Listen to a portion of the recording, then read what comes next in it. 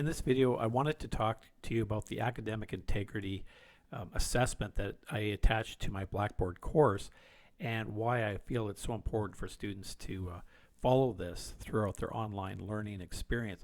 So as you've seen inside of my course, there's an AI module, and I've asked you to complete this as soon as possible. This is basically a small 4-question type of test that evaluates your knowledge about academic integrity. Now, if you're new to the college and academic integrity, you're not really quite sure about it, the college has a very clear policy on how this works, and I would highly recommend, in fact, you almost have to open this up. And when you come to Douglas College, you also have to sign that you're going to abide by the rules of this. So you've already signed that when you came into Douglas College, that you will follow the rules of academic integrity. So what is academic integrity? Well, it's a fundamental ethics of how you conduct yourself in your educational experience as you progress through your time here at Douglas College and any institution, educational institution, and how you conduct yourself in the way of how honest you are with producing your work and submitting for assessments. We want to make sure that your assessments are measured as accurately as possible. So by getting information from other sources and representing that as your own is not obviously is a violation of academic integrity. So there's different types of academic dishonesty that you can have. There's fraud, there's cheating, misuse or misrepresentation of sources.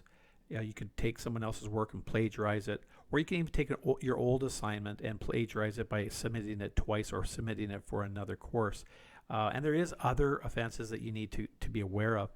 So in my class, what's common or what can happen is when people are doing their assignments, they can share their assignments.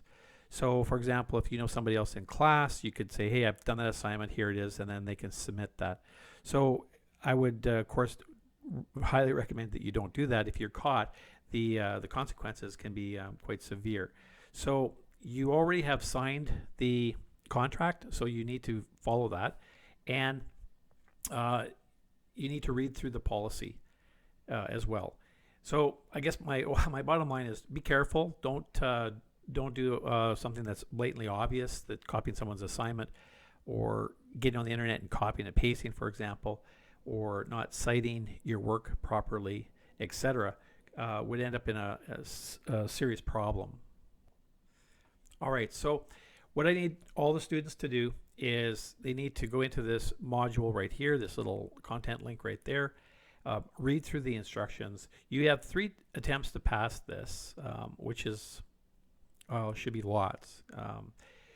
And you need to get 100% on it to pass. Now there's a link to the policy, and this is the link to complete the assessment. So once you click on the assessment right here, it will open up and you'll need to read through continue. There's the instructions again, and there's the policy link again. It tells you that you have 3 attempts. Now if you don't want to look at the test instructions, you can click on the little chevron here at the top, and then you get your pull down matching questions. So you need to read through the policy to find out what is an example of fraud and then match it up with the corresponding letter. All right, and we're going to move on to the next question here, and this is a multiple select or single select, and you need to come up with examples here. Next question is a multiple choice, so it's one of the following. It's coming up with that error message for me because I'm not answering the question. And you need to answer a true or false. Now these are randomly ordered and random questions, so you might get them in a different order each time you take the test. So if I save this, of course, I should get 0 on this assessment, and it tells me right here I got 0 out of 7 marks, which makes sense. All right, so I hope that explains the academic integrity for my course, and if you have any questions, please email me.